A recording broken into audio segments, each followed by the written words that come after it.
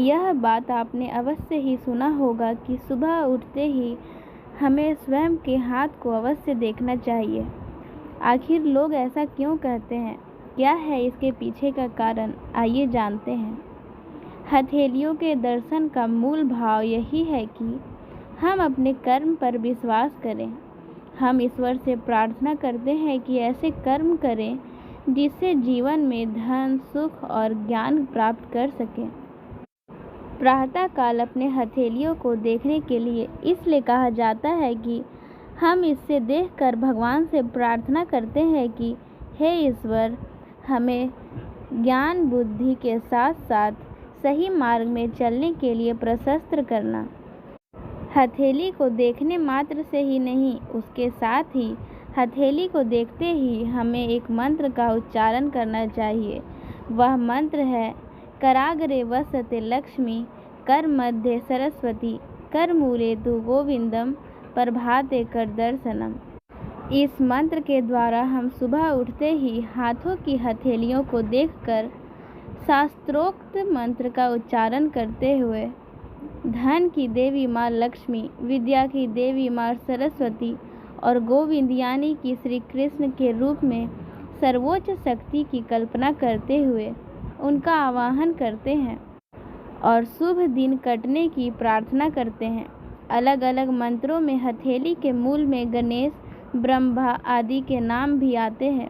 इनका मूल उद्देश्य हमारी सुरक्षा करने वाले, हमारा पालन करने वाले हमारे इष्ट देव के दर्शन करना है।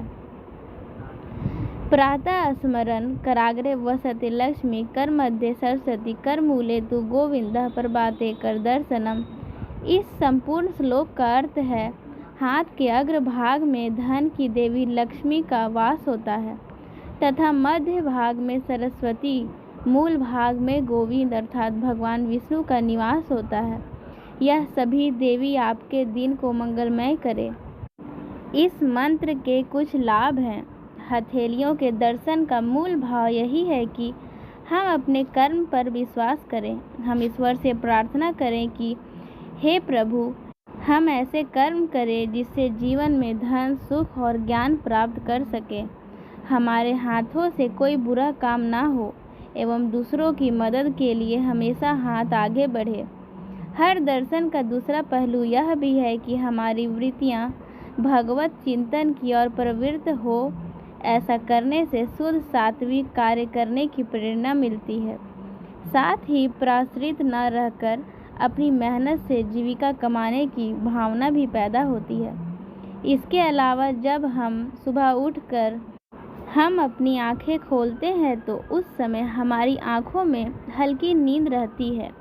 ऐसे में यदि एकदम दूर की वस्तु या कहीं रोशनी पर हमारी नज़र पड़ेगी तो आंखों पर कुप्रभाव पड़ेगा। इसलिए इससे बचने के लिए भी यह किया जाता है। अपने हाथों के दर्शन करने का यह फ़ायदा है कि इससे दृष्टि धीरे धीरे स्थिर हो जाती है और आँखों पर कोई दुष्प्रभाव नहीं पड़ता है। इस प्रकार मानसिक और शारीरिक दोनों रूप से यह कार्य हमें बहुत लाभ देता है। इसलिए यह कार्य अवश्य करना चाहिए। साथ ही उसके बाद एक यह भी श्लोक है जिसे कहने को कहा जाता है, समुद्र वसने देवी पर्वतस्तन माले, विष्णु पत्नी नमस्तुभ्यम, पाद स्पर्म क्षेण सवे।